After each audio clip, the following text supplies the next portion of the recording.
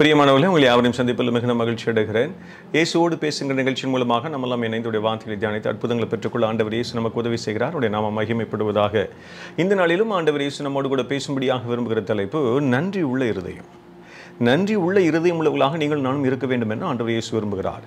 Vietnam தேசத்தில் போர் நடந்து கொண்டிருந்த வேளை அது.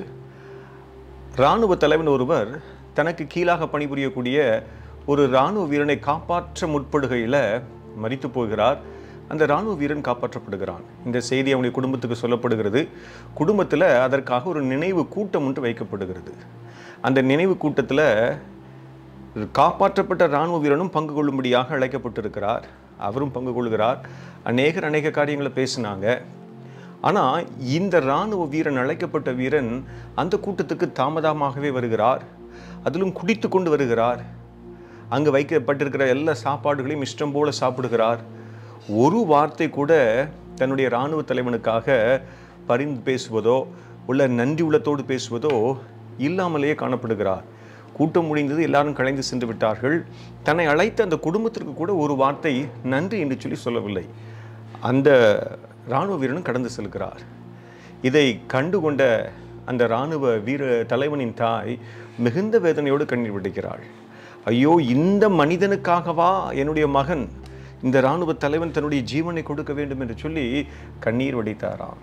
எனக்கு அன்பான தேவ ஜனமே, அன்பின் ஆண்டவராக இயேசு உங்களுடைய என்னுடைய நம்முடைய வாழ்க்கையில் எத்தனையோ நன்மைகளை செய்திருக்கிறாரு. நீங்களும் நானும் ஒருவேளை நன்றி செலுத்துவதற்கு மறந்து விட்டோமோ? லூக்கா 17ஆம் அதிகாரத்தில் 10 பேருக்கு ஆண்டவர் அற்புதம் செய்கிறார். அந்த வசனத்தை நான் வாசிக்கட்டுமா? லூக்கா 17ஆம் அதிகாரம் 17, 18, 19 நான் வாசிக்கிறேன். அப்பொழுது இயேசு சுத்தமானவர்கள் 10 பேர் அல்லவா, மற்ற 9 பேர் எங்கே என்று சொல்லி கேட்கிறார். தேவனை மகிமைப்படுத்துவதற்கு இந்த அந்நியனை ஒழிய மற்ற ஒருவனும் திரும்பி வர காணோமே என்று சொல்லி அவனை நோக்கி, நீ எழுந்து போ, உன் விசுவாசம் உன்னை ரட்சித்தது என்றார். 10 பேருக்கு ஆண்டவர் இயேசு அற்புதம் செய்கிறத நம்ம அறிந்திருக்கிறோம். தொழுநோயினால் பாதிக்கப்பட்டிருக்கிறாங்க. தள்ளப்பட்ட நிலைமை, கைவிடப்பட்ட நிலைமை. ஆண்டவர் இயேசுவிடத்தில் வந்து அற்புதம் கிடைத்துவிடும் என்ற நம்பிக்கையோடு வர்றாங்க. ஆண்டவர் இயேசு 10 பேருக்கும் அற்புதங்களை செய்கிறார். ஆனால் ஒரு மனிதன் மாத்திரம் நன்றி உள்ள இருதயத்தோடு ஆண்டவர் இயேசுடைய பாதத்தில் வந்து ஆண்டவருக்கு நன்றி செலுத்துகிறார். ஆண்டவர் சொல்லுகிறார், உன் விசுவாசம் உன்னை ரட்சித்தது என்று சொல்லி சரீரத்திலும் ஆன்மீகத்திலும் ஒரு அற்புதத்தை அவனுக்கு கொடுத்து அனுப்புகிறார். எனக்கு அன்பான தேவஜனமே, நீங்களும் நானும் கூட நம்முடைய வாழ்க்கையில் ஆண்டவர் இயேசுடைய கரத்தில் எத்தனையோ நன்மைகளை பெற்றிருக்கிறோம். ஆவி, ஆத்மா, சரீரத்தில் நன்மைகளை பெற்றிருக்கிறோமே. நன்றி செலுத்துவர்களை மறந்து கொண்டிருக்கிறோமோ? நன்றி செலுத்தும் பொழுது ஆண்டவர் நமக்கு வைத்திருக்கிற ரட்சிப்பு, மீட்பு பூரணம் அடைகிறதை நம்ம பார்க்க முடியும். நன்றி உள்ள இருதயத்தோடு ஆண்டவர் இயேசுவை நோக்கி பார்த்து, இயேசப்பா, நீங்கள் செய்த நன்மைகளுக்கு நன்றி என்று சொல்லுவோமா? கண்களை மூடுவோம். ஆண்டவரே, நாங்கள் நன்றி செலுத்துக்கிறோம்.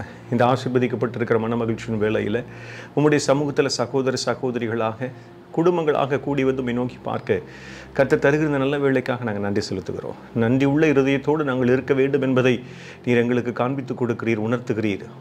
10 பேருக்கு அற்புதம், ஒருவன் மாத்திரம் திரும்பி வருகிறான், ரட்சிப்பின் பூரணத்தை பெற்றுக்கொள்கிறான். நாங்களும் என்னுடைய வாழ்க்கையில் எப்பொழுதும் நன்றியுள்ளவர்களாக இருந்து ஆண்டவரே, நீங்கள் எங்களுக்கு வைத்திருக்கிற ஆசீர்வாதங்கள், மீட்புகள், ரட்சிப்பின் பூரணங்களை நாங்கள் கண்டுகொள்ள கர்த்தர் எங்களுக்கு உதவி செய்யுங்க.